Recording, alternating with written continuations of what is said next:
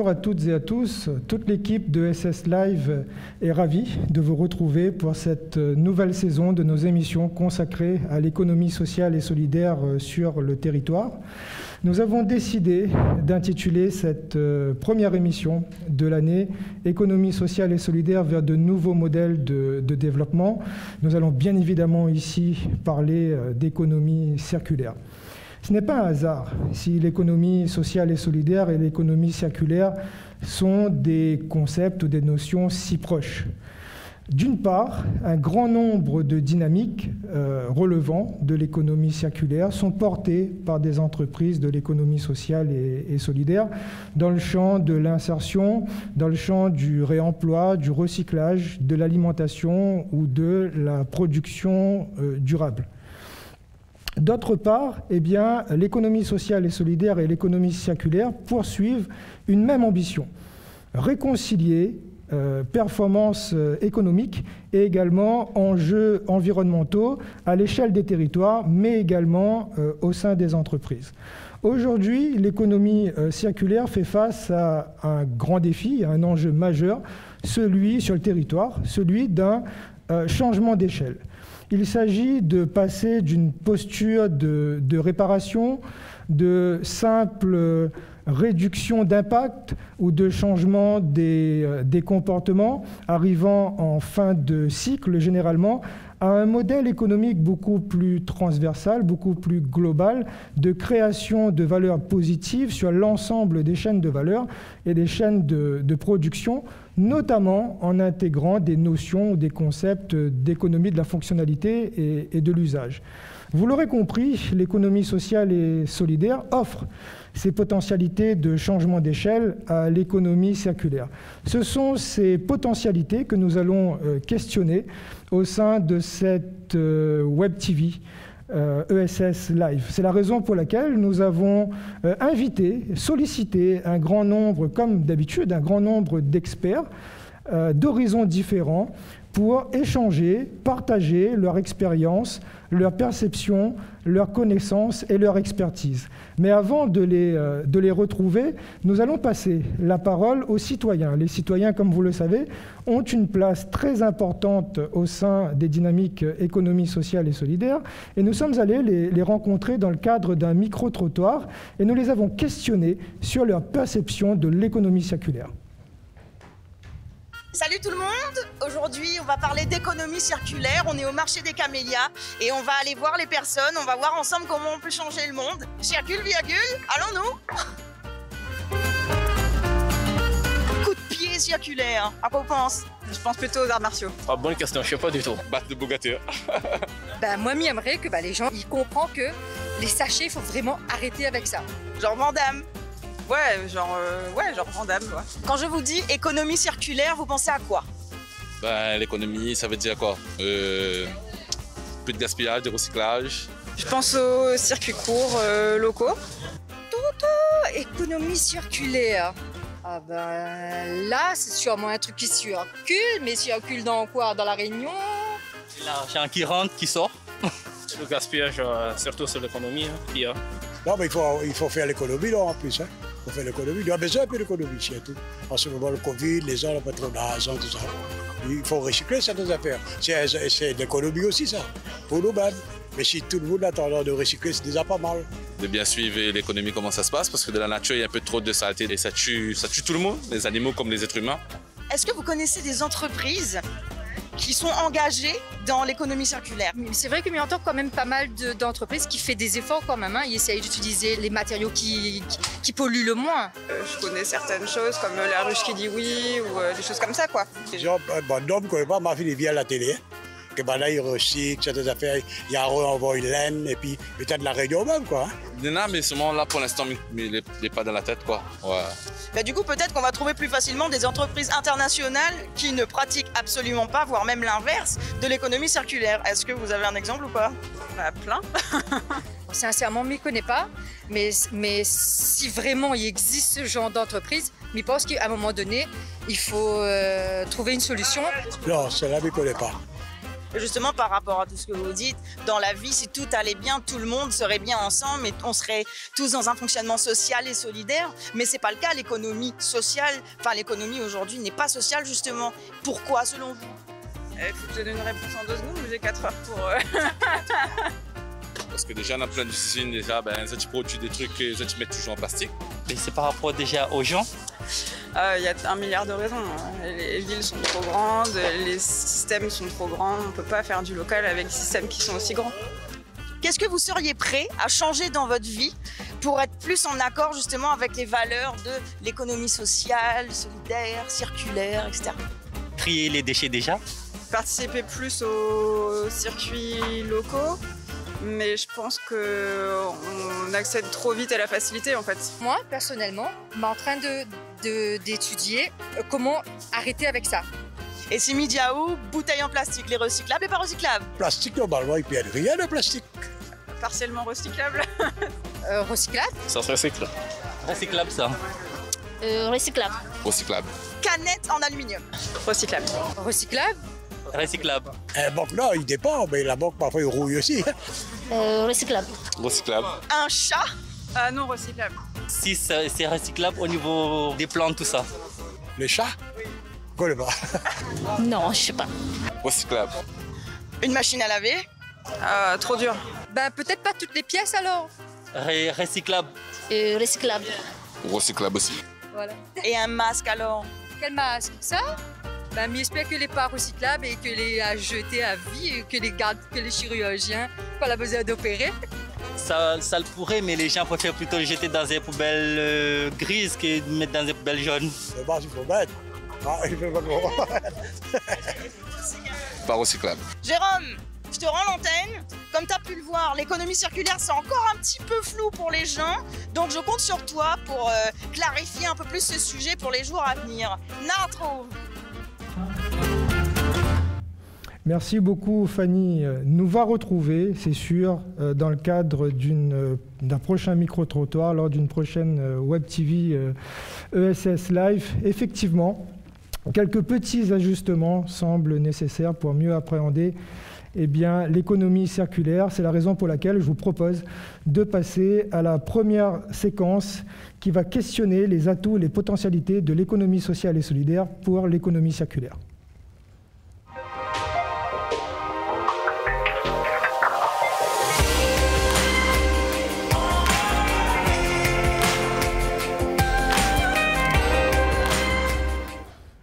Avant de rejoindre nos invités sur la thématique des atouts et des potentialités de l'économie sociale et solidaire pour l'économie circulaire qui constitue cette première séquence, comme je le disais, il est nécessaire de mieux appréhender l'économie circulaire. C'est la raison pour laquelle je vous propose d'aller à la rencontre à travers une petite vidéo d'une entreprise de l'économie sociale et solidaire, Titan Recup, qui intervient dans le champ de l'économie circulaire. Titan Recup a vu le jour en 2014. En fin de compte, c'est deux demandeurs d'emploi qu'il a créés. Madame la directrice, qui est Madame Bruno, et Monsieur le président, Monsieur Uzeri. Ils étaient sur un projet de recyclage, développement durable, et allier en même temps l'insertion socio-professionnelle. Donc, ils ont créé cette entité-là. Nous, on fait partie de l'éco-TLC, l'éco-organisme. En fin de compte, on est obligé de s'y adhérer pour pouvoir mettre en place une activité de recyclage. Donc nous, on fait partie de l'éco-TLC. Et tout ce qu'on peut collecter, tous les chiffres qu'on a, etc., on le transmet à l'éco-TLC. Titan Recup, c'est la première filière de recyclage des textiles, linge de maison et chaussures à La Réunion. L'objectif, c'est de réduire l'enfouissement qu'il y a ici. Donc on a mis en place des bornes d'apport volontaire. Des bornes, comme vous pouvez voir à côté là. C'est disposé un petit peu partout à La Réunion. Et les personnes viennent et déposent des vieux vêtements à l'intérieur. Vieux ou neufs, ils les déposent dedans directement. Le point d'apport volontaire, en fin de compte, ça va être aussi bien les associations avec lesquelles on est partenaire et aussi les bornes d'apport volontaire qui sont installées un petit peu partout à La Réunion. En fin de compte, c'est un endroit où les personnes peuvent venir déposer de la matière TLC et nous, on va venir récupérer cette matière à cet endroit-là. Tout ce qu'on peut ramener au PAV, c'est tout ce qui dit textile, linge de maison, chaussures. Après, comme je vous ai dit, aujourd'hui, on est en capacité aussi de traiter tout ce qui dit maroquinerie, bouquins et petits objets, donc ça aussi on le récupère. Déjà d'une part, il faudrait que le vêtement il soit sec, propre, quand vous le déposez dans la borne ou chez le point d'apport volontaire. Les chaussures doivent être attachées par paire, très important parce qu'en fin de compte, si vous voulez, quand les chaussures ne sont pas attachées, il y a beaucoup de pertes. Et que ce soit dans un sachet, bien attaché, mis dans la borne correctement. Sachant que cette année, on a déjà quasiment 200 bornes d'apport volontaire qui sont installées sur l'île. Et cette année, on a pour objectif d'en implanter encore une centaine. Tout est ramené sur le centre de tri. On a du réemploi local, du réemploi à l'export et aussi de la transformation. En termes de quantité, si on se base sur l'année 2019, on était à 1400 tonnes de collectées. Après, on a connu une petite baisse avec tout ce qui s'est passé l'année dernière. On a eu à peu près 1 mois et demi d'inactivité. Et l'année dernière, on a collecté 1211 tonnes. Il faut savoir que Titan Récup collecte à peu près 6 tonnes par jour de vêtements quand on est en période normale. Après les périodes de pic, ça peut varier entre 8 et 10 tonnes dans la journée. Comme je vous le disais, afin de mieux appréhender les interrelations, les interactions entre l'économie sociale et solidaire et l'économie circulaire, nous avons convié un certain nombre d'invités, d'experts autour de cette table et également derrière nos écrans, pour parler des atouts et des potentialités de l'ESS pour le champ de l'économie circulaire. Nous ont fait l'honneur d'être présents dans le cadre de cette émission un certain nombre de personnes. Premièrement, M. Frédéric Auré, directeur de la Chambre régionale d'économie sociale et solidaire, M. Jean-Pierre Avril, qui est le président de la coopérative Vivea, et enfin, Mme Danielle Demoustier, qui est maître de conférence à Sciences Po Grenoble, qui est une fidèle parmi des fidèles et qui participe régulièrement à nos émissions ESS Live. Ma première question va être adressée, avant tout, bien évidemment, merci à vous tous d'avoir répondu favorablement à notre invitation. Et ma première question est destinée à la CRES, à M. Frédéric Auré. On sait que l'économie circulaire prend de plus en plus de place dans l'économie sociale et solidaire. Et par conséquent, quel est le panorama que vous pourriez nous proposer de l'économie circulaire dans le champ de l'économie sociale et solidaire? Alors, merci Monsieur Gardaudy. Pour répondre à cette question, ce que je vous propose également, dans un premier temps, c'est d'aborder, on va dire, le b.a.-ba de l'économie circulaire d'une manière générale pour les profanes, mais pour aussi l'ensemble de la communauté et des téléspectateurs. Dans cette première slide, ce qu'on vous propose, c'est de répondre et de vous présenter le contexte de l'économie circulaire. Pourquoi se diriger ou passer d'une économie linéaire à l'économie circulaire? L'économie circulaire répond à des enjeux forts de territoire pour la Réunion, mais aussi au niveau national comme au niveau international. On doit faire face à une raréfaction des ressources, vous le savez, et à une difficulté de la gestion des déchets. En termes de chiffres, 90% de notre consommation aujourd'hui est issue de ressources en déclin et périssables, comme le pétrole, le gaz, le charbon ou l'uranium, et 4,6 tonnes de déchets sont produits par an et par habitant, en 2016 notamment. On doit faire face également à une augmentation de la consommation de masse, que vous savez, des modes de consommation également, et des modes de production. Aujourd'hui, on peut dire que le volume annuel de consommation par habitant a été multiplié par 3, et plus élevé, et 3 fois plus élevé qu'en 1960. On passe aussi d'une logique de consommation du jetable, et notamment pour pouvoir baisser les prix, à une logique de production avec une obsolescence programmée. Tout le monde a en tête ces fameuses pièces qui s'auto-dégradent au bout de quelques années ou autres. Mais c'est vrai que bon nombre d'entreprises, notamment françaises aujourd'hui aussi, s'attellent à mettre en place de nouvelles modalités visant à réduire cette obsolescence programmée. Donc c'est la raison pour laquelle j'ai évoqué tout à l'heure, donc on se tourne vers une réutilisation ou la réparation, notamment, ou le recyclage pour réduire ces déchets. De manière... excusez-moi. Concrètement, l'économie circulaire, qu'est-ce que c'est en termes de définition? Nous reprenons simplement la définition qui a été faite par l'ADEME. L'économie circulaire peut se définir comme un système économique d'échange et de production qui, à tous les stades de vie des produits, biens ou services, vise à augmenter l'efficacité de l'utilisation des ressources et à diminuer l'impact sur l'environnement tout en développant le bien-être des individus. Comme vous le disiez, M. Gardedi, tout à l'heure, donc c'est une évolution qui vise à réconcilier l'économie avec les impacts environnementaux et les enjeux sociétaux. Un exemple, première phase, c'est de proposer donc des réponses pour limiter la consommation et la production de déchets. Deuxièmement, c'est de donner également une chance à nos anciens objets à travers du réemploi ou de la réutilisation. On en parlera également tout à l'heure à travers l'intervention des prochains intervenants. Et troisième point, c'est de donner une seconde vie à nos objets à travers du recyclage. Et ça a été également l'exemple tout à l'heure de l'association Titan Récup. Concernant le cadre juridique, l'économie circulaire, comme bon nombre de dispositifs ou de thématiques ou d'enjeux, sont aussi cadrés et définis ou intégrés dans une réglementation particulière, notamment européenne. Mais pour, on va dire, le droit français, vous en avez deux majeurs. L'économie circulaire entre dans la loi française du 17 août de 2015, relative en fait à la transition énergétique pour la croissance verte et fait partie du droit sous l'article 110.1 du Code de l'environnement. Et deuxièmement, la loi relative à la lutte contre le gaspillage et à l'économie circulaire, donc du 10 février 2020, qui donne des orientations concrètes en matière de développement du réemploi, mais également pour lequel l'ESS, l'économie sociale et solidaire, est clairement identifiée comme champ et ses acteurs. Excusez-moi. Concernant le volet action publique ESS, c'est un focus qu'on voulait mettre aussi en exergue. Alors, on avait pris comme exemple de référence le mythe, on va dire, de l'œuf et de la poule, qui, comme vous le savez tous, s'applique dans bon nombre de champs. Donc, qui a été le précurseur qui est arrivé en premier? En définitive, entre l'action publique et l'ESS en matière d'économie circulaire, on a également la réponse. Vous le voyez sur cette frise chronologique. Les acteurs de l'ESS, notamment les premières communautés d'Emmaüs, ont été les précurseuses, en fait, ou les précurseurs dans la mise en place d'initiatives en matière d'économie circulaire. Et c'est bien après, donc 1970, que les premières réglementations, législations ont apparu, notamment à travers la systématisation de la collecte du traitement des ordures ménagères.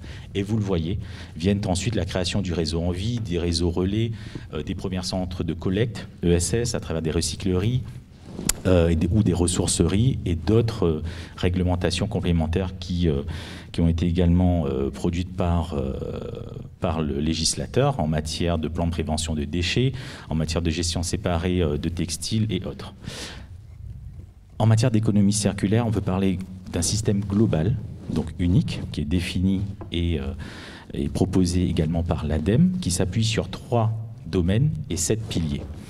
On vous les présente, hein, vous le voyez à l'écran. Donc 3 domaines, la gestion des déchets, l'offre des acteurs économiques et le volet consommateur, action auprès des consommateurs. Donc vous le voyez, c'est un cercle vertueux, voilà, qui allie les 3 composantes de ces systèmes de production et de consommation, acteurs économiques, consommateurs et impact notamment au niveau des déchets.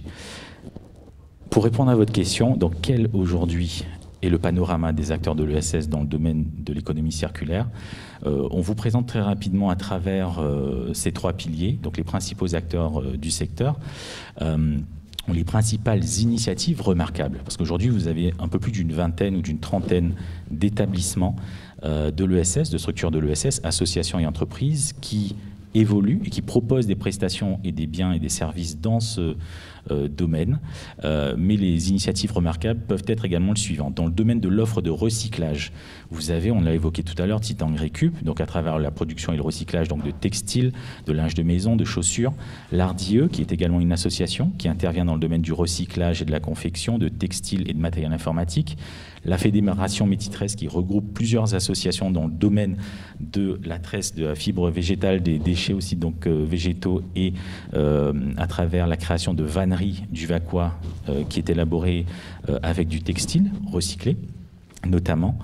Une offre de réemploi qui est proposée aussi par le réseau Emmaüs, sur du réemploi de mobilier de bureau ou de mobilier professionnel, de l'électroménager et tout autre type de produits.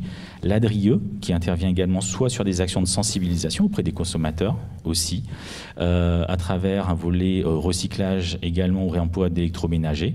Et vous avez également Réutilise qui interviendrait, qui vous présentera tout à l'heure ses activités, notamment à travers la réutilisation et le recyclage donc, et le réemploi de bocaux, de bouteilles, de matériaux en verre. Dans ce même domaine d'offres de réemploi, vous avez également l'association AGAM, donc qui intervient dans le domaine de la réparation et du réemploi de matériel informatique, mais également de la sensibilisation aussi à la réutilisation et au réemploi de matériel informatique. En matière d'approvisionnement durable et de l'éco-conception, vous avez le pôle territorial de coopération économique ECOPAL, qui intervient lui sur la valorisation du bois de palette, et donc qui aussi anime toute la filière bois de palette. Les palettes de Marguerite, voilà, qui depuis 2019 nous ont proposé et mis à disposition ce mobilier que vous voyez aujourd'hui et depuis plusieurs années maintenant. Vivea, et je laisserai la parole juste après à Monsieur Avril pour présenter également ses actions en matière de valorisation de fruits et de légumes et autres. Et concernant le dernier volet des initiatives pour une consommation responsable, vous avez Régal, donc, qui a lancé depuis 2020 et voire initié depuis 2019 donc, des actions en matière de lutte contre le gaspillage alimentaire dans ce domaine. Et enfin, la raffinerie également, qui déploie un certain nombre d'actions en matière de sensibilisation des consommateurs à travers des tiers-lieux. Et le tiers-lieu qu'elle pilote notamment sur le territoire de l'Ouest. Et vous avez donc bien sûr un certain nombre d'autres acteurs qui existent sur le territoire et qui mériteraient et qui méritent aussi d'être référencés. Et je l'aborderai dans la toute prochaine slide, puisqu'en définitive, aujourd'hui, vous l'aurez compris, il est nécessaire de pouvoir engager sur le territoire de la Réunion un meilleur référencement et une meilleure caractérisation de toutes les initiatives en matière d'économie circulaire et de transition écologique. Et cette démarche s'inscrirait dans une démarche, dans le cadre d'une démarche nationale qui a été initiée par ESS France et pilotée par ESS France, dans laquelle se sont inscrites plusieurs CRES nationales, donc au total 8. Et cette démarche vise à déployer plusieurs actions sur l'ensemble des territoires régionaux à travers 2 axes. Premier axe est de pouvoir structurer, promouvoir et représenter les structures de l'ESS spécialisées ou spécialistes de la transition écologique à travers une caractérisation et une identification des initiatives, des modèles de coopération, des volumes financiers et également des pistes de développement économique que peuvent générer ces modèles. Deuxième axe, c'est d'encourager l'ensemble des structures de l'ESS à engager leur propre transition écologique. Et pour ce faire, donc ces 8 CRES en particulier se sont engagés dans un processus de caractérisation et de collaboration avec différentes institutions et services déconcentrés de l'État ou agences d'État pour pouvoir piloter et animer ces activités sur le territoire. C'est la raison pour laquelle, à La Réunion, avec les membres de notre conseil d'administration et compte tenu des enjeux territoriaux et de la demande des acteurs de l'ESS, nous invitons dans les tout prochains jours, et nous inviterons dans les tout prochains jours, les structures de l'ESS qui interviennent dans le domaine de la transition écologique et de l'économie circulaire, à venir référencer et identifier leurs activités, puisque normalement, elles sont toutes présentes sur notre portail dématérialisé de l'ESS qui s'appelle ARES. Et on les invite donc tout prochainement, dans les tout prochains jours, à venir identifier l'ensemble de leurs activités et à nous donner et à partager un certain nombre d'informations sur leurs besoins en matière de formation, de production, de partenariat. Voilà, ça fera l'objet d'une communication bien précise. Merci beaucoup Frédéric pour ces éléments très complets des relations entre économie sociale et solidaire et économie circulaire, à la fois d'un point de vue réglementaire, pratique, mais également stratégique, avec les derniers points qui ont été abordés. J'aimerais juste vous relancer sur ce petit point. On a vu qu'au niveau national, il y avait une dynamique stratégique, puisque l'ESS demeure une caisse de résonance historique pour les initiatives relevant de l'économie circulaire. Est-ce que la CRES va s'inscrire dans cette même dynamique que ESS France sur la structuration des initiatives ESS en économie circulaire à La Réunion? Est-ce que c'est un de vos projets? au-delà du référencement? Alors c'est un de nos projets que nous portons et sur lequel nous travaillons déjà depuis de nombreuses années à travers le dispositif et la stratégie InTrees que vous voyez en bas d'écran. Et nous souhaitons, et c'est une première étape puisqu'en fait, au-delà de la caractérisation, nous souhaitons aussi pouvoir accompagner davantage l'ensemble de nos établissements au-delà de l'intégration du volet transition écologique au sein de leur établissement, mais surtout dans leur phase de développement, pour certaines de restructuration, mais aussi de développement de coopération entre acteurs. On parlait, certaines personnes interviewées parlaient d'économie, du moins de circuits courts, d'alimentation responsable. Donc il y a aujourd'hui tout un enjeu en matière de développement de relations B2B, donc déjà entre acteurs de l'ESS, de travailler davantage ensemble, mais aussi avec les autres acteurs des autres champs et d'améliorer aussi le volume d'affaires et les relations avec la clientèle de particuliers extérieurs, donc plutôt là le B2C. Et c'est vrai qu'à travers ces démarches d'amélioration de l'offre de services et d'amélioration aussi d'accompagnement, on va dire, ou d'appui en matière de développement de leurs produits, il y a une nécessité aujourd'hui de pouvoir les accompagner. Et c'est la raison pour laquelle, oui, nous souhaitons déployer ce projet davantage localement à travers des moyens spécifiques pour lesquels nous souhaitons aussi bénéficier de soutien significatif à l'identique des autres chambres au niveau national et pour certaines ultramarines. Merci pour ces éléments d'approfondissement, Frédéric. Ma deuxième question, je me tourne maintenant vers Monsieur Avril, vous qui êtes président de la coopérative Vivea, où on a vu que vous apparaissiez sur la map, sur la carte, des initiatives exemplaires présentées par Monsieur Auré, Frédéric. Alors, est-ce que vous pourriez nous en dire plus sur la coopérative Vivea? Oui, bien sûr. C'est trop d'honneur d'être parmi les entreprises exemplaires. Pour faire un petit lien rapide avec ce qu'on a vu, les personnes qui disaient qui laissaient comprendre qu'elles n'avaient pas compris ce que c'était que l'économie circulaire, en fait, ils fabriquaient. Je suis sûr qu'on n'a pas vu, mais je suis sûr qu'il y en a qui ont ramassé des feuilles de chou pour donner à leur lapin ou je sais pas quoi. Donc ils ont fait, ils le font sans le savoir. Que ce soit l'économie sociale ou solidaire ou l'économie circulaire, en fait, c'est plus facile quand on est pauvre, quand on a un territoire contraint. Et donc, en fait, la Réunion, naturellement, et par la force des choses, elle a cherché à organiser sa chaîne de valeur entre les acteurs et à essayer d'optimiser les ressources dont elle disposait et qui étaient si maigres, et de limiter la perte nette en essayant de réutiliser les sous-produits, les coproduits, etc. Et donc là aussi, on a une histoire naturelle avec cette approche économe des ressources et cette approche de recherche, de valorisation au mieux de tout un cycle. Enfin, tant qu'il y a quelque chose à tirer, il vaut mieux tirer avant de jeter, quoi. Donc, aujourd'hui, on s'inscrit donc naturellement dans des mouvements plus structurés, organisés, conceptualisés de l'économie sociale et solidaire et maintenant de l'économie circulaire. Les deux vont évidemment naturellement cohabiter, co-fertiliser les deux systèmes, que ce soit donc l'approche des valeurs à travers l'économie sociale et solidaire et l'optimisation de la matière et de la ressource à travers l'économie circulaire. C'est fait pour aller ensemble, ça. Bon.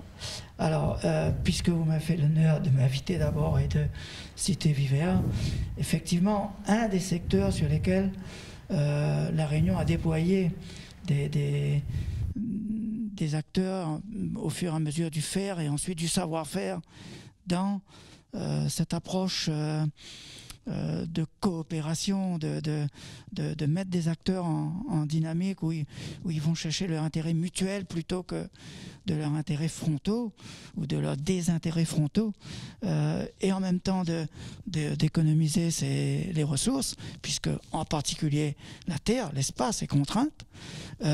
Donc c'est l'agriculture. Cette agriculture avait montré sur le petit espace que nous que nous avons à notre disposition, qu'on avait maintenu une certaine population, on avait développé des productions, notamment une production industrielle, la canne à sucre, qui pose son besoin d'espace.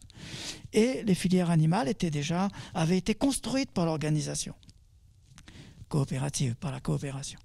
Et au milieu de ça, il y avait une troisième filière importante, puisque l'agriculture marche sur 3 pattes.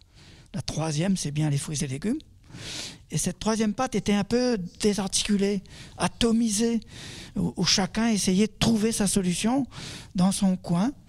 Et effectivement, moi qui venais dans le métier à ce moment-là, j'ai invité quelques collègues à plutôt unir nos interrogations, construire ensemble nos réponses, mutualiser nos moyens. Et c'est comme ça qu'on a créé, un petit peu avant 2000, Vivert. Et aujourd'hui, il y a 150 agriculteurs qui nous ont rejoints. Et aujourd'hui, comme c'est il y a 20 ans, on oublie un peu quelle était l'offre de fruits et légumes d'il y a 20 ou 25 ans. Il y en avait, bien sûr. Mais quelle régularité, quelle diversité, comment on avait poussé au loin cette notion de qualité, notamment qualité du point de vue santé, du point de vue sécuritaire. Voilà. Donc, on a accompagné ça. Et si c'est à ce titre qu'on est cité comme exemplaire, je le prends volontiers. Et je vous dis que le chantier qui reste à faire est au moins aussi important et enthousiasmant que le chantier qui a été fait. Néanmoins, les Réunionnais aujourd'hui doivent se rendre compte qu'ils ont une offre plutôt toute l'année, plutôt diverse et plutôt fraîche, de bonne qualité. Et donc, ça va chercher quoi comme éléments sur lesquels jouer? Par exemple, on a porté depuis notre création l'idée qu'on va substituer les produits phytosanitaires à des auxiliaires locaux. Donc, remplacer des insecticides par une lutte biologique avec des insectes préexistants dans notre nature. Ça veut dire savoir observer, savoir ensuite avoir des spécialistes avec nous qui savent comment ça se reproduit, ça se multiplie pour en faire effectivement une arme disponible pour sauver nos productions. Et bien voilà le résultat de 20 ans. Ça dit aussi, puisque aujourd'hui on accompagne fortement une aile de production bio qui pèse aujourd'hui 15% de notre production, ça veut dire qu'aujourd'hui on va remplacer des engrais par du broyat de bois, par du fumier, par donc tout un tas de ressources qui aujourd'hui ne sont pas toujours des déchets, mais ne sont pas forcément perçues comme une ressource, comme une richesse. Donc voilà, en tout cas, ce qui nous permet aujourd'hui d'offrir toute l'année. Bon, il y a toujours un petit peu moins de légumes et de fruits en début d'année, parce que le climat est comme ça. Bon, et donc quand il y a moins, il y a un petit peu de plus cher. Mais globalement, la population réunionnaise est plutôt bien approvisionnée en fruits et légumes. On n'est pas les seuls acteurs, évidemment. Mais ils se sont structurés, ces acteurs. Ils ont compris qu'il fallait s'organiser pour répondre au mieux à la demande sociétale. Et la demande sociétale, c'est je veux manger diversement des produits sains, accessibles, avec le moindre impact sur l'environnement. Donc j'espère que ça s'inscrit dans ce qui nous préoccupe cet après-midi, là, notre économie sociale et solidaire et notre économie circulaire. Merci Monsieur Avril. Vous qui êtes souvent, qui avez l'habitude d'être qualifié de visionnaire sur l'alimentation durable et la production durable, quels seraient rapidement les futurs enjeux et défis de cette alimentation, de cette production sur le territoire? Qu'est-ce qu'il nous reste à faire pour changer d'échelle? Je pense qu'il faut chercher à booster les performances acquises, c'est-à-dire en gros amener de la technicité à un plus grand nombre d'acteurs, qui ferait que sur les moins de 2500 hectares sur lesquels les producteurs réunionnais nourrissent les 800 000 réunionnais, on puisse pas avoir besoin de beaucoup d'autres espaces pour pouvoir continuer à améliorer encore, à alimenter encore mieux la population. Donc homogénéiser un peu la technicité, c'est important parce qu'on n'utilise pas des auxiliaires en lutte biologique comme on utilise un insecticide qu'on met dans un appareil et qu'on n'est pas au risque de sa santé. Ça suppose beaucoup plus d'expérience.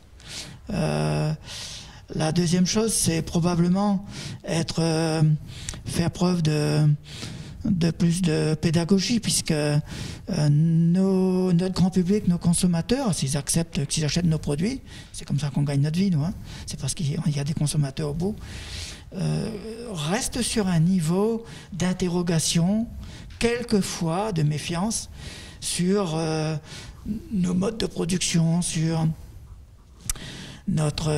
justement notre approche juste dans la recherche d'un prix de mise en marché. Donc là, il y a du travail à faire, et ça participe au lien social, à l'idée que les gens sont à l'aise avec les différents types d'acteurs. On le fait déjà, hein, à travers les associations de consommateurs, etc. Nos contacts sont réguliers. Et d'autre part, il faut continuer à pousser, je pense, sur les techniques qui sont les plus innovantes, à l'instar de la lutte biologique intégrée, mais par exemple, étendre la capacité à produire du bio. Aujourd'hui, il y a une espèce d'attitude a priori de dire que c'est plutôt impossible.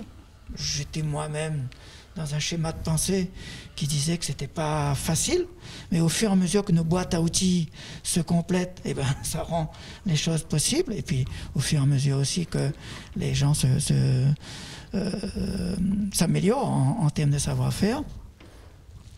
Et probablement que notre lien avec l'amont, hein, avec la recherche, avec ceux qui produisent de la connaissance, ceux qui peuvent analyser, comprendre, prévenir de ce qui peut se passer. Il faut qu'on soit un peu plus fort là. On a déjà un bon centre technique, hein, qui fait ce travail-là, qui relève du domaine de l'économie sociale et solidaire, puisque c'est l'Armée Flore qui est composée d'un certain nombre de groupes d'agriculteurs. Mais probablement qu'il faut booster ce côté-là, parce que on n'est pas mieux quand on n'a pas amélioré notre niveau de perception, de capacité de perception des choses. Donc il faut qu'on travaille sur la connaissance. Merci beaucoup, Monsieur Avril, pour ce partage d'expériences très riches. Nous allons maintenant voyager, bien évidemment avec un motif impérieux qui est celui du partage de connaissances. Nous allons nous rendre à Grenoble, chez Danielle Demoustier, qui est une fidèle parmi les fidèles de notre émission ESS Live. Et Danielle, avec tout ce que tu as pu entendre jusqu'ici, en quoi l'économie sociale et solidaire pourrait être un levier de changement d'échelle pour les initiatives de l'économie circulaire? Bonjour à tous. Merci Jérôme de ton invitation. Alors je rebondirai déjà sur ce que vient de dire M. Avril. Quand on regarde un peu l'évolution des structures de l'ESS dans l'économie circulaire, chez nous c'est depuis effectivement les années 70-80, hein, on voit qu'on est passé un peu du bricolage, hein, et notamment du bricolage dans le cadre de l'insertion par l'activité économique. Moi, je me souviens avoir visité un atelier de tri de vêtements il y a 30 ans, où les jeunes qui étaient sur les postes disaient on nous traite comme des déchets et on nous fait trier les déchets. Hein. Aujourd'hui, on est passé complètement à autre chose, hein, puisque l'économie circulaire, l'hypothèse, c'est que le déchet devient une ressource. Hein. Donc, c'est de la valorisation du déchet. Hein. Donc, le déchet n'a plus cette connotation péjorative. Hein. Et ça s'est fait par plusieurs processus. Il y a eu un processus de montée en compétence des travailleurs sur ces filières, ces nouvelles filières en fait. Hein. Par exemple, il a été créé le métier de valoriste. Hein. Donc je souscris bien à l'idée qu'il faut monter en technicité et en compétence, hein, des producteurs, ça c'est clair. Il y a eu aussi une montée en organisation, à la fois l'organisation du travail, mais aussi l'organisation des lieux. Hein. Chez nous, on a maintenant de réels friperies, hein, qui sont agencés comme des magasins, hein, et qui peuvent attirer un public beaucoup plus mixte. Hein. Donc voilà, l'économie sociale et solidaire, ces structures-là ne sont plus réservées, je dirais, à la consommation des pauvres, hein, qui devaient se contenter de produits d'occasion, parfois de mauvaise qualité. Aujourd'hui, vraiment, il y a une réelle montée en qualité dans les produits, mais aussi dans la présentation. Et puis également, ceci a été accompagné, bien sûr, par un changement dans l'encadrement. Hein. On a vu que l'encadrement qui était principalement qualifiée autour du travail social, hein, a fait place de plus en plus, même si les travailleurs sociaux n'ont pas disparu, loin de là, hein, à l'arrivée de gestionnaires, à l'arrivée même d'ingénieurs, hein, qui peuvent effectivement intégrer des techniques nouvelles, hein, dans ce processus. Ça, c'est la première dimension, je dirais, technique et en compétence. La deuxième dimension, c'est aussi dans la mise en réseau des acteurs. Hein. Il a été dit par la CRES, hein, l'importance de mettre en coopération les acteurs. Hein. Et d'ailleurs, tu as cité en introduction l'économie de la fonctionnalité. L'économie de la fonctionnalité s'appelle l'économie de la fonctionnalité et de la coopération. Hein. Il ne faut pas oublier ce deuxième terme. Hein. Et là, mise en coopération des acteurs qui produisent, qui transforment, qui collectent d'abord, effectivement, hein, et puis aussi mise en coopération des producteurs avec les consommateurs. Hein. Et chez nous, l'utilisation de la société coopérative d'intérêt collectif est assez intéressante parce qu'elle permet effectivement de concilier dans une même structure les intérêts des producteurs et des consommateurs. Et enfin, le troisième niveau, je dirais, qui est aussi permis par cette mise en réseau des acteurs, c'est la mobilisation et le soutien des collectivités publiques. Hein.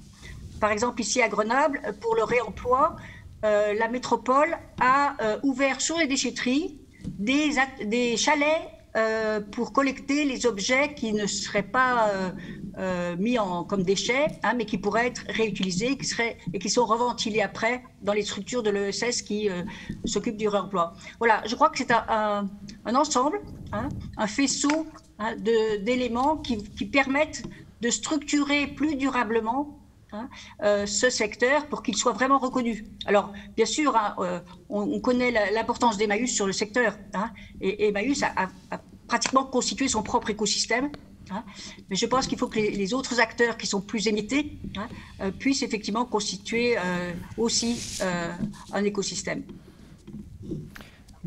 Merci beaucoup, Daniel. Tu parlais des soutiens des collectivités publiques. C'est une belle transition pour passer à la séquence 2. Mais avant d'y aller, je souhaiterais remercier l'ensemble des invités qui ont participé aux échanges de cette première séquence. Merci beaucoup pour ces riches contributions. Je vous propose de passer à la deuxième séquence qui s'intitule « Économie circulaire, enjeux territoriaux ».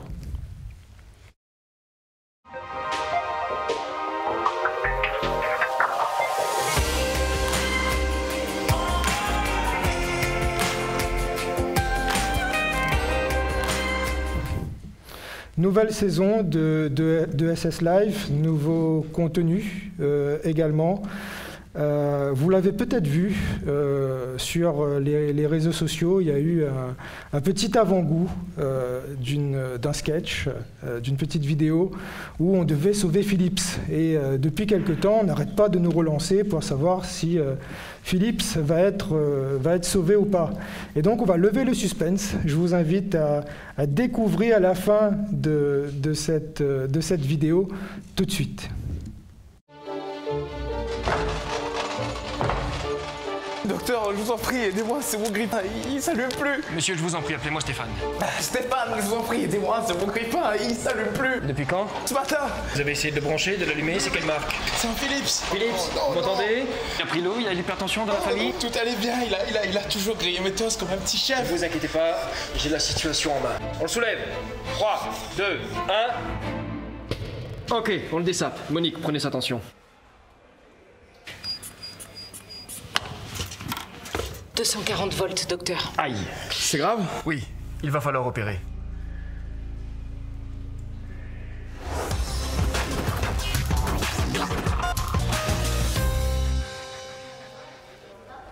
C'est une radio? Non, c'est un grippin.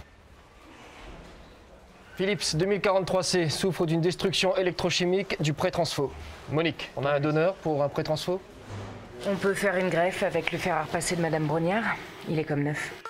Banco, Monique. Ça me plaît. Je procède à une ablation afin de dessouder l'arrivée électrique. Remplacement du transformateur.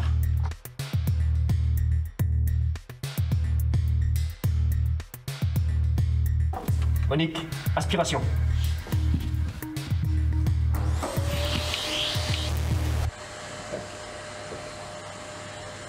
Monique, ça nous détend tout, ça.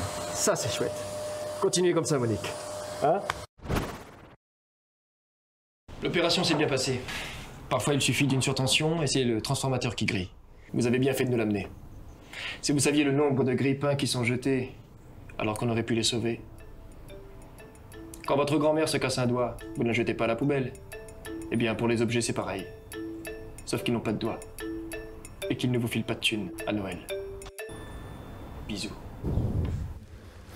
Tout finit bien finalement pour Philips et j'espère que vous avez apprécié ce petit sketch comme quoi il est possible de parler recherche et enjeux territoriaux avec humour et tout en s'amusant.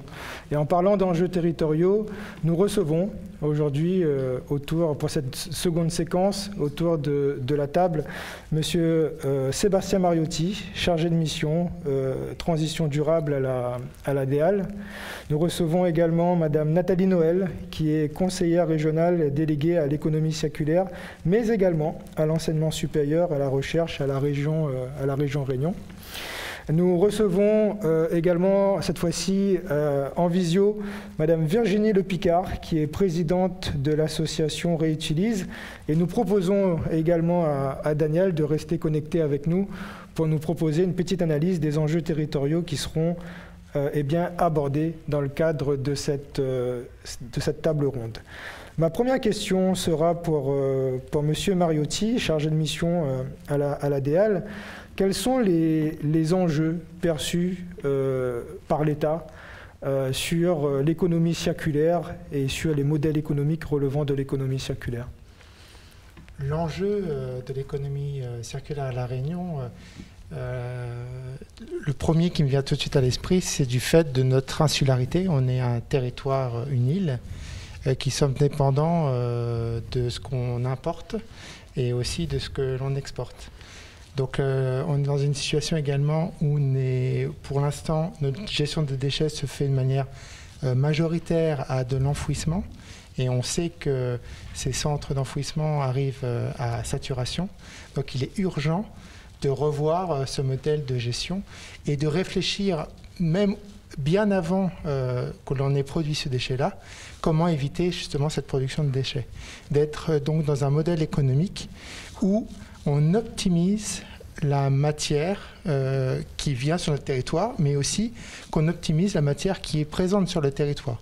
Donc pour faire des objets, pour rendre des services, et le plus longtemps possible. Voilà en fait l'enjeu primordial, hein, c'est le fait que la Réunion est une île. Et donc contrainte par rapport à ça. Alors, quels sont les moyens, du coup, les dispositifs ou les moyens qui peuvent impulser des dynamiques en ce sens sur le territoire? Alors, la question, c'est bien donc de changer de modèle, oui. De modèle de consommation, le modèle de production. Donc l'État vient avec ses outils réglementaires. Donc je crois qu'en première partie, on a évoqué deux lois. La loi pour la transition énergétique de 2015, qui a introduit ce concept d'économie circulaire, et la récente loi anti-gaspillage pour une économie circulaire, qui a donné des outils pour optimiser et changer ce modèle.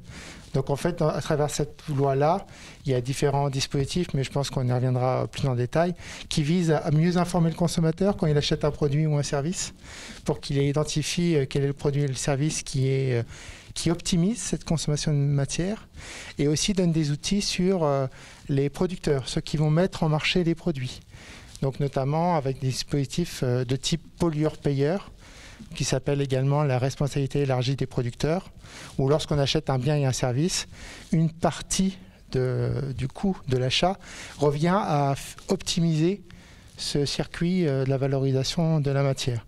Donc sur le territoire de La Réunion, il y a 13 grandes familles de type pollueur-payeur qui optimisent avec ce processus-là. La nouvelle loi de 2020 sur le gaspillage pour une économie circulaire va impulser 10 nouvelles familles qui vont bientôt arriver au niveau national, mais également à La Réunion.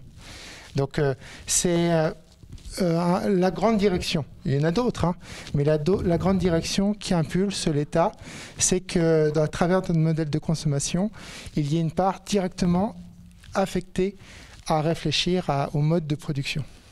Okay. Merci pour ces premiers éléments. Sur une logique prospective, quels sont les futurs défis du territoire sur ces thématiques? D'un point de vue prospectif, alors il y a la question, qu'est-ce qu'on nous on est capable avec nos ressources naturelles locales, je pense que c'est l'enjeu le plus important, avec nos ressources naturelles qui viennent de la Réunion, qu'est-ce qu'on est capable de produire comme produits et services? Donc il y a beaucoup de recherches, j'évoque quelques-unes, c'est notamment sur les fibres naturelles. On a une végétation qui est luxuriante à La Réunion, qui produit beaucoup. Est-ce qu'avec cette production de végétal, est-ce qu'on ne peut pas produire moult choses qui pourraient se substituer à des choses qu'on a de manière un peu classique, qui vient souvent en importation? Et là, tout de suite, je pense aux matières plastiques. Donc il y a un grand chantier, c'est comment peut-on produire mieux avec nos ressources locales. Donc il y a un grand volet prospectif sur cette question-là. Et après, il y a aussi un autre chantier, c'est de ce qui vient sur le territoire et qu'il faut gérer en termes de gestion. Est-ce qu'il n'y a pas des choses qu'on peut éviter? Est-ce qu'on a besoin vraiment de tout? Alors, c'est facile à dire comme ça, mais après, de manière pratico-pratique, ça veut dire qu'il faut réinterroger toute la chaîne de distribution. Là, tout de suite, je pense au suremballage. C'est souvent le sujet qui revient. Si aujourd'hui on a un suremballage, c'est qu'il y a une raison. Il y a une raison technique, économique, etc. Mais il est évident qu'on peut éviter ces suremballages-là. Mais bon, il faut l'organiser.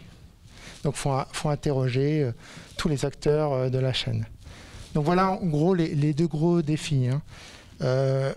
Avec la matière, les ressources naturelles locales, qu'est-ce qu'on peut faire en plus?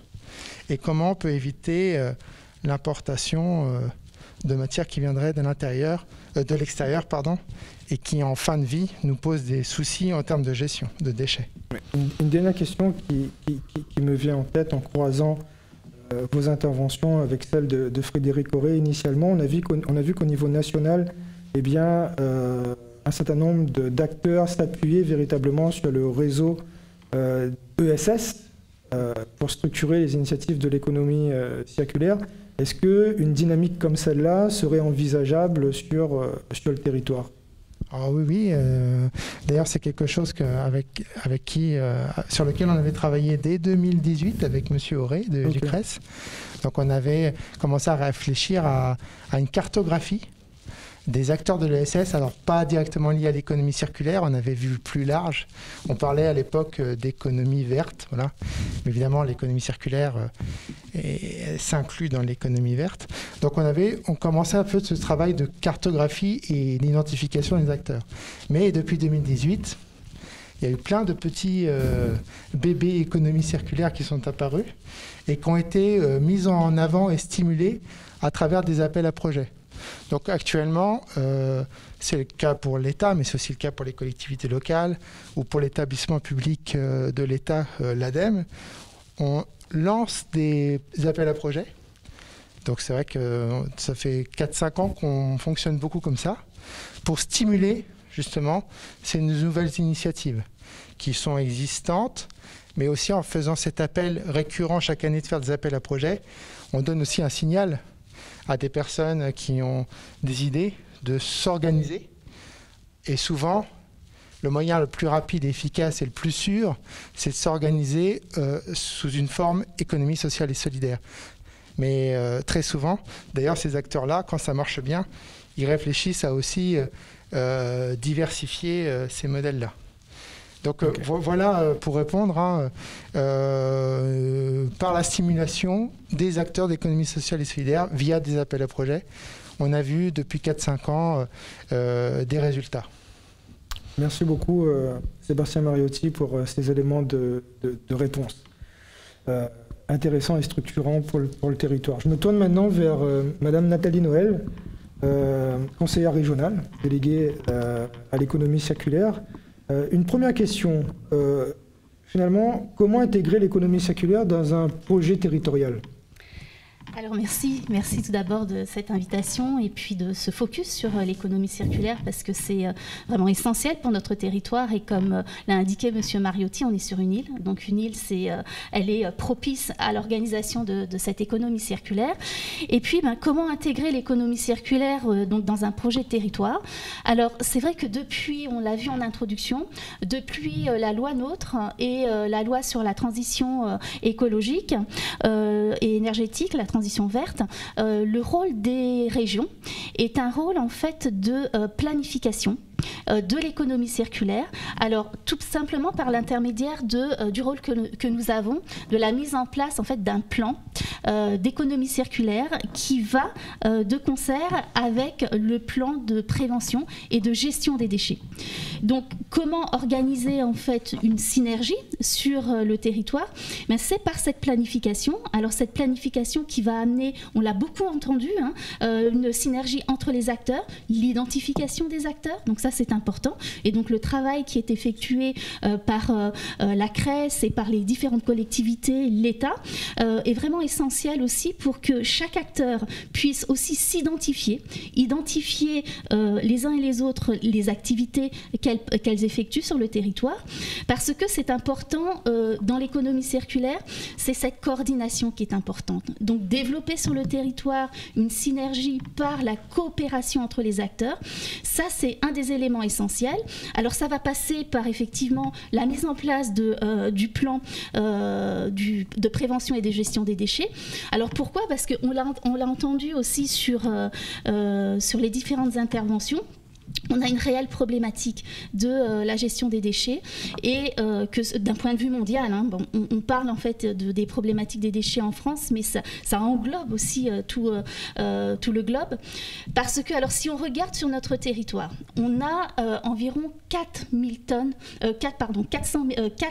de tonnes de déchets par an, donc ce qui est quand même énorme sur notre territoire. Et Monsieur Mariotti l'a indiqué, c'est vrai qu'on arrive à saturation, c'est-à-dire que la loi européenne ne permet plus l'enfouissement, que 10% d'enfouissement des déchets. Donc il nous faut trouver d'autres solutions et c'est bien par l'économie circulaire, donc par ce cycle de réemploi des déchets qui deviennent en fait une valeur, ça ne devient plus des déchets non plus puisqu'ils retournent dans un cycle de production.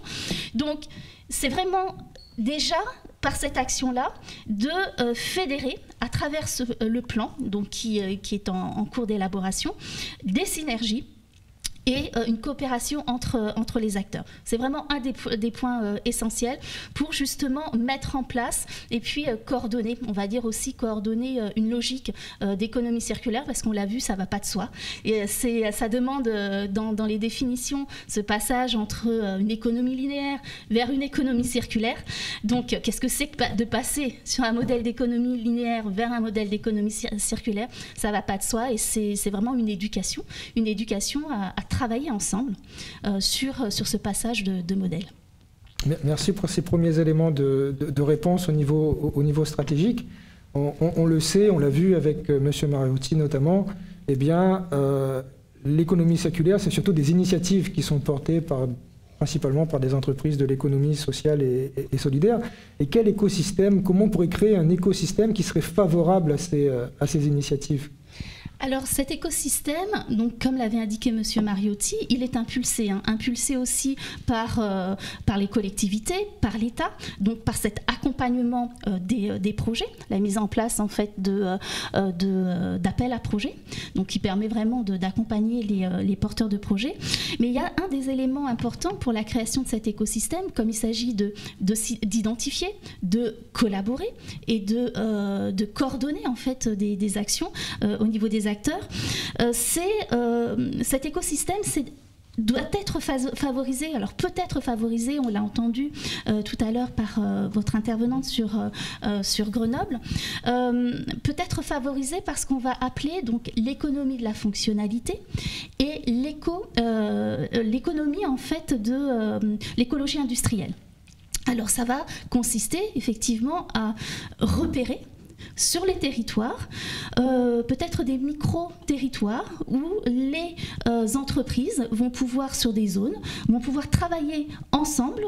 Et on a l'exemple d'Ecopal, par exemple.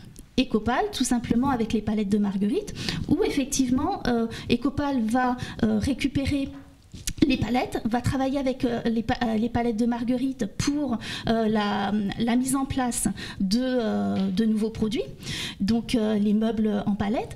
Donc ça, l'écosystème de l'écologie industrielle, c'est ça, c'est repérer et favoriser sur des territoires cette coordination entre les acteurs pour qu'ils puissent travailler sur cette boucle, en fait, celui qui va collecter les déchets, celui qui va réutiliser les déchets, et puis celui qui va aussi commercialiser les nouveaux produits qui vont être issus de cette collaboration. Donc, l'écologie industrielle va permettre aussi d'organiser cet écosystème.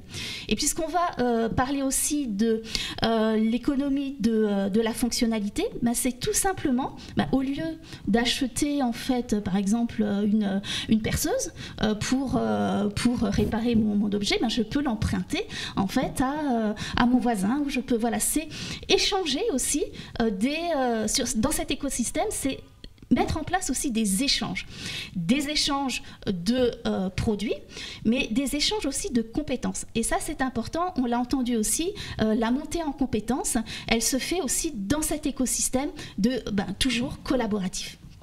Merci pour ces exemples très concrets et également structurants. Une dernière question, la même que j'ai posée à M. Mariotti. Dans une perspective prospective, quels sont les enjeux, les défis du territoire ? Alors les défis du territoire, comme d'un point de vue global, hein, c'est déjà faire attention à nos ressources, puisque les ressources, elles sont épuisables. Et donc on est vraiment, lorsqu'on va avoir toutes ces lois qui ont été mises en place sur la transition écologique, on a ce défi-là. C'est-à-dire que l'économie circulaire vise aussi à la protection de l'environnement. Donc elle va questionner aussi ce rapport que l'on a avec notre environnement. On peut pas épuiser éternellement nos ressources. Donc comment faire pour ne pas épuiser éternellement nos ressources? Eh bien c'est un moyen effectivement de réutilisation en fait de produits qui sont déjà dans le circuit. Donc ça en fait cet enjeu, c'est un enjeu de territoire fort parce que sur la protection de l'environnement. Et puis un des aspects qui est aussi intéressant lorsqu'on va parler d'économie circulaire et puis justement en lien avec l'économie sociale et solidaire, c'est la création d'emplois. Donc ce sont en fait des secteurs qui vont permettre la réinsertion aussi de personnes qui ont quitté l'emploi. On a vu par exemple dans Titan Grey Cube qu'à la base de la création de Titan Grey Cube, ce sont 2 demandeurs d'emploi. Et ce qui est intéressant, c'est que ce modèle d'économie sociale et solidaire propose aussi, a aussi cette logique. C'est pas étonnant qu'on retrouve en fait les acteurs tels que Emmaüs, parce que ça permet en fait aussi de redonner espoir et de réinsérer par l'emploi des personnes qui sont sorties effectivement du circuit. Et puis le fait que l'on ait en fait qu'on soit sur de la réparation, ça valorise aussi des métiers qu'on a laissés de côté parce que en disant que voilà il n'y avait pas forcément de compétences nécessaires pour ces métiers. Or on le voit bien qu'il y a cet enjeu donc de l'emploi. Et c'est aussi un enjeu autour de l'emploi, donc de relocaliser aussi cet emploi. C'est-à-dire que quand on voit effectivement que cette économie circulaire peut amener à moins d'importations, cela veut dire quoi? Cela veut dire qu'on va aussi utiliser les compétences sur le territoire pour pouvoir effectivement produire et les repérer. Et ça, c'est important, ça permet aussi de relocaliser les synergies. Et pour tout ça aussi, un des enjeux, c'est la formation. C'est de pouvoir effectivement, il y a de la montée en compétences avec l'économie circulaire. Ça veut dire quoi? Ça veut dire qu'il faut apprendre à travailler ensemble, la collaboration, faire partie des Fab Labs, des dispositifs en fait qui favorisent le travail en collaboration, ça ne va pas de soi. Et donc du coup, il faut effectivement aussi accompagner cette montée en compétences par la formation. Donc c'est les enjeux que j'identifie pour le territoire. Merci beaucoup Nathalie Noël pour cette vision éclairante pour le territoire. Je me tourne maintenant vers Madame Virginie Le Picard, présidente de l'association Réutilise, qui a été lauréate du premier Startup Weekend spécial ESS à La Réunion. Madame Le Picard, est-ce que vous pourriez rapidement nous dire en quoi consiste l'association Réutilise et ensuite nous expliquer l'importance des logiques filières aujourd'hui, et notamment la vôtre, sur le territoire, puisque nous l'avons vu avec nos deux précédents intervenants, la logique filière, c'est aussi le défi majeur pour le territoire. Alors, Réutilise porte un projet qui s'appelle Réunivers, en fait, qui repose sur la collecte, le lavage et la redistribution des emballages en verre. Donc, les emballages en verre, il s'agit des bouteilles, des pots et des barquettes. Donc, pour illustrer ce qui a été dit précédemment, on s'attache donc à diminuer la quantité de déchets sur le territoire, donc des déchets en verre. On sait qu'il y a 30 000 tonnes de déchets de verre qui sont produits par an sur le territoire, et dont la moitié environ finit en enfouissement et l'autre moitié en incinération. Donc notre vocation, c'est de diminuer la quantité de déchets qui est produit grâce à la réutilisation.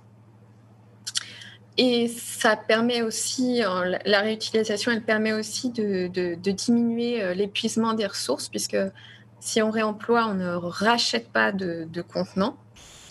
Donc, au niveau de l'épuisement des ressources, chaque année, la Réunion, c'est 11 000 tonnes de verre rachetés. Et pour illustrer ce qui avait été dit sur l'économie linéaire et l'économie circulaire, c'est 7,5 millions d'euros qui sont achetés, qui sont dépensés pour acheter des contenants à l'extérieur de la Réunion. Donc, c'est de l'argent qui pourrait être réemployé localement pour dynamiser le territoire sur de l'emploi. C'est aussi du transport aujourd'hui, les emballages en verre jetables, puisqu'on importe, on n'est pas capable de produire à La Réunion ce type d'emballage. Et c'est aussi l'émission de gaz à effet de serre, c'est-à-dire que si on compare, on a fait une étude du coup cette année sur l'intérêt technico-économique et environnemental du réemploi. Et on sait qu'on va produire jusqu'à 2 fois moins de gaz à effet de serre rien qu'en passant du verre jetable au verre réemployable, juste parce qu'on économise la fabrication du verre qui est très énergivore. Donc ça, c'est pour tous les intérêts environnementaux de la filière qu'on cherche à mettre en place. D'un point de vue économique, c'est des emplois à terme.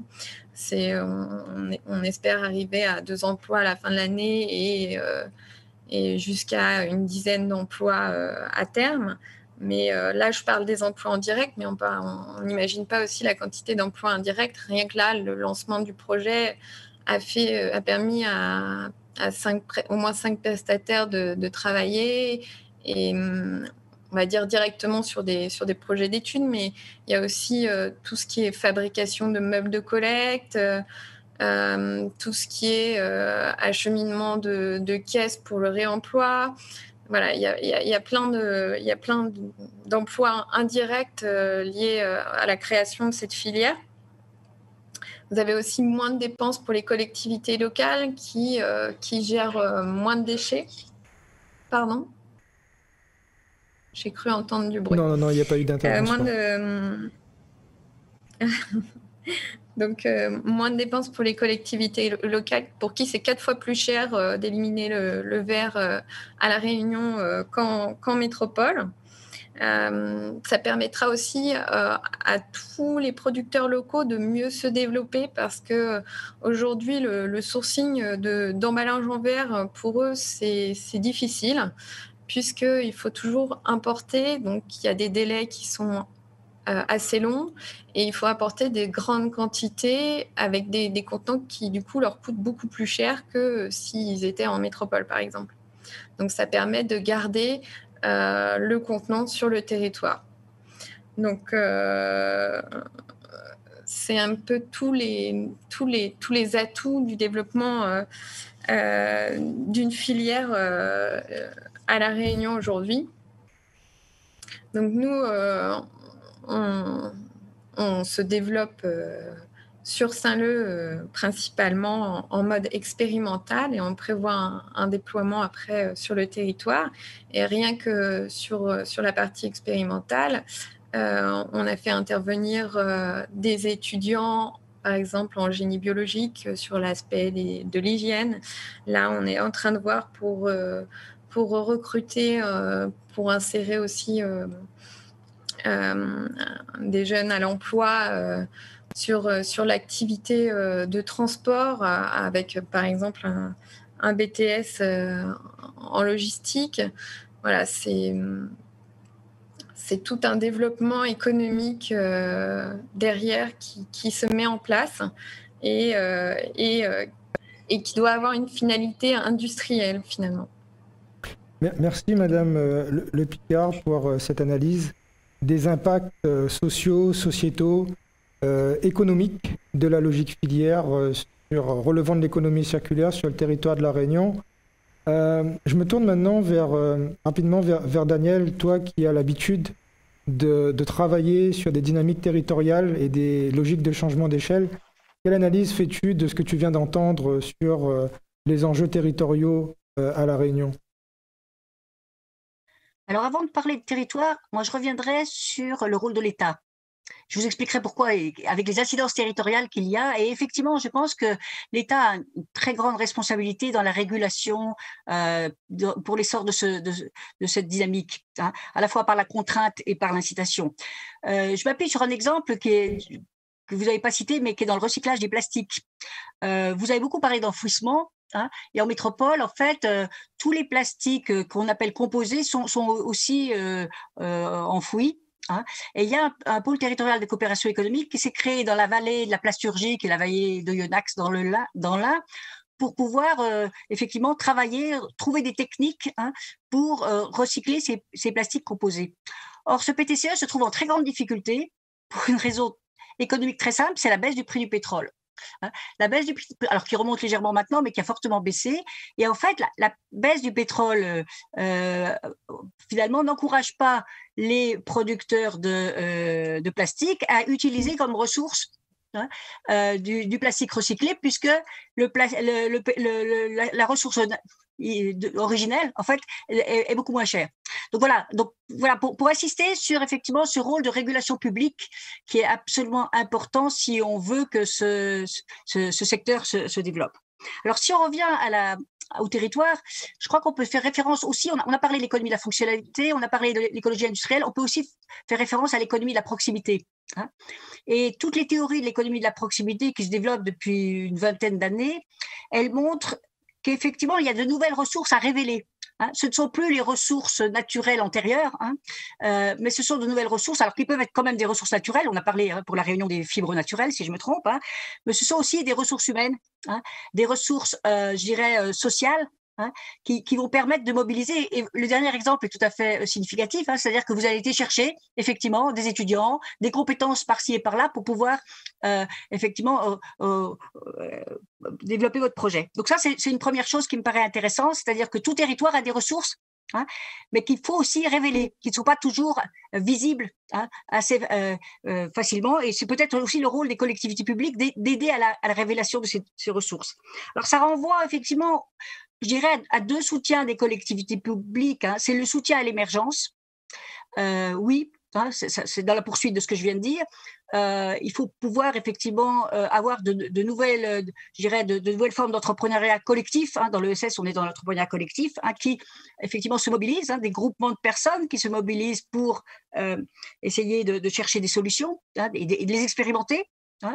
Et puis, il y a le deuxième niveau de soutien, c'est le soutien à la structuration. Ça a été bien dit par Madame la conseillère régionale, c'est-à-dire que quand on ne soutient que l'émergence, on risque d'avoir un paysage très éclaté, très émietté, avec des structures isolées et qui n'arrivent pas forcément chacune à mobiliser l'ensemble des ressources nécessaires. Hein. Donc la coordination, la mise en coopération des acteurs est un élément important. Hein. On le voit sur notre territoire, la métropole est très active hein, dans la structuration de cette économie de recyclage et de réemploi. Hein. Elle utilise même une ancienne friche industrielle hein, pour mettre ensemble les acteurs déjà sur un même lieu. Hein, et puis pour l'ouvrir à des acteurs extérieurs, hein, pour effectivement que ces apprentissages collectifs qui sont nécessaires hein, puissent être favorisés. Hein. Donc je crois qu'il y a effectivement cette double dynamique hein, de création de nouvelles activités, hein, c'est indispensable. Hein. L'exemple de réutilise est tout à fait probant. Hein. Et puis aussi, effectivement, cette mise en coopération pour vraiment bien assurer la boucle hein, qu'on a vu, la boucle de l'économie circulaire qu'on a vue, c'est-à-dire chaque acteur n'agit que sur un segment de ce cercle. Hein, et il faut bien que ce cercle soit bien relié, hein, qu'il soit bien maillé, hein, pour que ça fasse, hein, comme tu le disais, tu l'appelais Jérôme, hein, vraiment un écosystème territorial. Merci beaucoup, Daniel, pour cette... Juste, si je peux me permettre, juste rajouter aussi l'élément qui est important. Oui, bien évidemment. Un élément qui est important, qui a été dit par la dernière intervenante, c'est effectivement la valorisation, hein, les mesures d'impact. Je crois que ça c'est assez compliqué. L'économie sociale a longtemps été un peu rétive hein, à travailler sur la valorisation de son utilité. Hein. Je crois qu'aujourd'hui, en lien avec l'économie de l'environnement, hein, il y a beaucoup de choses qui peuvent être faites hein, pour... c'est aussi dans une perspective éducative, hein, pour que tout le monde prenne bien conscience hein, à la fois des enjeux, mais des possibilités aussi hein, de cette dynamique de l'économie circulaire. Merci beaucoup, cher Daniel, pour cet exercice analytique et pour ce partage d'expérience. Avant de clôturer cette séquence 2, il y a une question qui nous est parvenue en direct sur le chat et qui est à destination de Madame Nathalie Noël. Quelle serait l'échéance de la rédaction du plan de prévention de gestion des déchets? C'est vrai que sur l'élaboration du plan déchets, c'est un processus qui est long. Donc l'échéance qui est prévue sera pour décembre de cette année, avec l'adoption en fait du plan. Merci pour ces éléments de réponse. Un dernier petit point concernant les deux établissements, les deux institutions qui sont autour de la table. Nous avons l'État et la région qui nous ont offert une vision structurante et stratégique des enjeux et des défis du territoire, mais ce sont aussi des institutions qui agissent, qui passent à l'action. Et en ce moment, il y a une dynamique inédite qui est instaurée. Pour la première fois, il va y avoir une convention tripartite, un accord de partenariat entre l'ADEAL, la région et l'université pour mieux structurer l'économie circulaire sur le territoire d'un point de vue bien évidemment compétences. Et cela va donner lieu à un premier diplôme sur l'économie circulaire. Ce serait un diplôme universitaire économie circulaire en milieu tropical insulaire afin de développer de nouvelles compétences. On a parlé de nouveaux métiers, de valoristes, on a parlé également de nouveaux modèles d'organisation et de fonctionnement de réseaux, de mutualisation. Eh bien, toutes ces thématiques seront abordées dans le cadre de ce DU qui s'adressera à des agents de collectivité, qui s'adressera également à des personnes demandeurs d'emploi ou également ceux qui sont en poste aujourd'hui dans des entreprises qui se tournent vers la circularité. Permettez-moi du coup de vous remercier toutes et tous pour avoir accepté de venir contribuer à cette seconde séquence en lien avec l'économie sociale et solidaire, l'économie circulaire et les enjeux territoriaux. Nous passons tout de suite à la Minute Expert.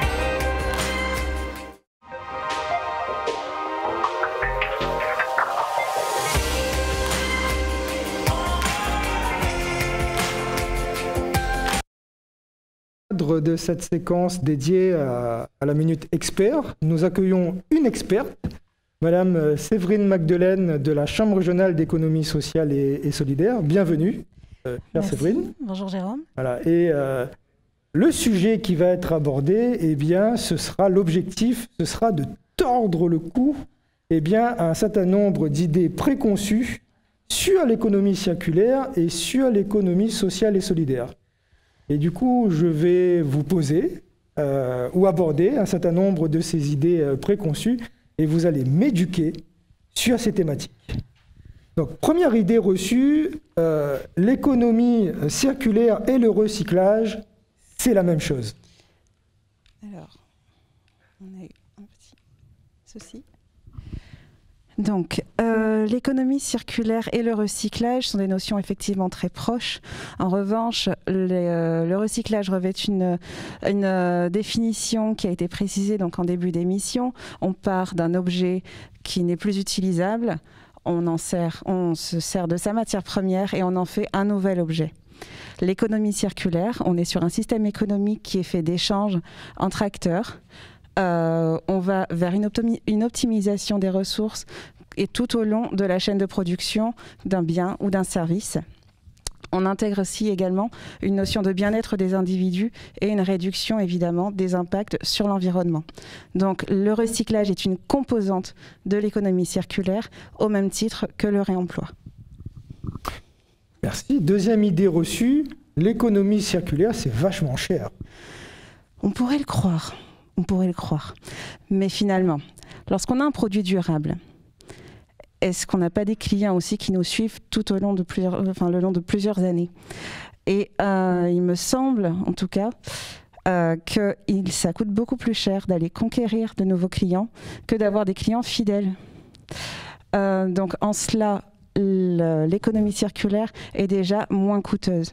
Ensuite, on observe depuis plusieurs années des grands groupes, notamment sur certaines industries telles que l'électroménager, qui vont se tourner vers le développement de nouvelles offres commerciales. On va trouver sur le marché de la vente de pièces détachées. On va aussi permettre tout simplement aux consommateurs d'avoir accès à un service après-vente et à une maintenance correcte de ces produits. Donc on en revient aussi à cette notion de fidélisation de la clientèle. Et évidemment, on va observer moins de retours produits. Donc moins de retours produits, donc moins aussi de frais d'approvisionnement. Donc l'économie circulaire, visiblement, est favorable à un modèle économique viable. Troisième idée reçue, bon j'ai tout faux jusque-là. Troisième idée reçue, l'économie circulaire n'est qu'une tendance à la mode et elle passera. Eh bien, je ne suis pas forcément d'accord là encore, Jérôme. Aïe, aïe, aïe. Donc, je pense qu'on peut parler d'un enjeu qui véritablement mobilise. On a, que ce soit à l'échelle internationale, nationale et aussi à La Réunion, on a des initiatives qui sont portées par des structures. On peut parler par exemple du World Cleanup Day, où on voit qu'on a des familles entières qui participent à ce type d'événement. Donc on est bien sur un aspect aussi intergénérationnel.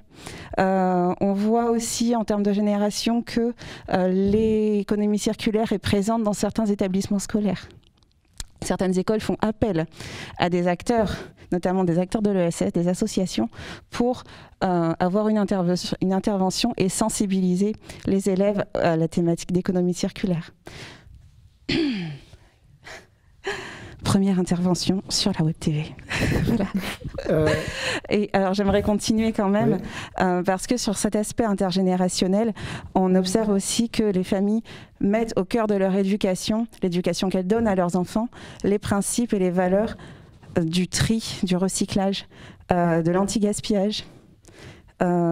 Et aussi, on peut le dire, on a eu la présence donc, de l'État et de la région. L'économie circulaire est véritablement présente dans les politiques publiques. Donc j'ai envie de dire, l'économie circulaire est une thématique durable. Très bien. Dernière idée reçue, l'économie circulaire et l'ESS, c'est les mêmes affaires.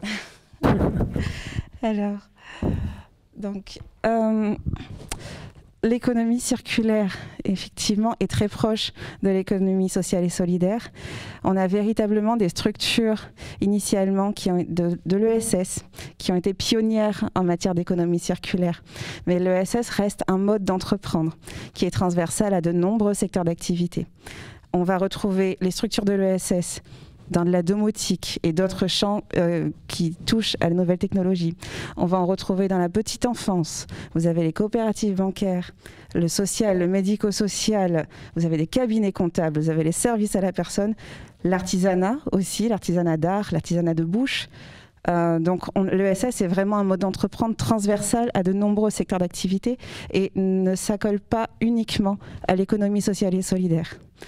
En revanche, là où on a peut-être une confusion parfois, c'est que l'économie sociale, l'économie circulaire regroupe différents acteurs, à la fois dans le champ de l'ESS et à la fois dans le champ hors ESS. Là où la différence va se faire, c'est ce sur quoi le développement des entreprises va se fonder. Donc on est sur des finalités différentes, celles des entreprises de l'économie sociale et solidaire étant reconnues par la loi sur l'ESS. Merci beaucoup Séverine pour ces éléments de clarification. En ce qui me concerne, les pendules ont été remises à l'heure. Il ne me reste plus qu'à, nous arrivons à la fin de cette émission, il ne me reste plus qu'à remercier l'ensemble de ceux qui nous sont fidèles et qui suivent ESS Live depuis plus d'1 an maintenant. J'aimerais également remercier l'ensemble des personnes qui ont contribué sur ce plateau ou à travers leurs écrans, nos invités qui nous ont partagé leur expérience, leur expertise et leurs connaissances. Et surtout remercier l'ensemble des équipes qui organisent et montent cette émission, les équipes de l'UNR, de la DAMAN et également de Nawar Productions qui œuvrent quotidiennement, nuit et jour, bien évidemment, à la réussite de cette émission. Merci beaucoup, chers collègues et chers amis. Il ne me reste plus également qu'à vous donner rendez-vous au mois d'avril pour la future émission ESS Live et recevez mes salutations solidaires et surtout sincères.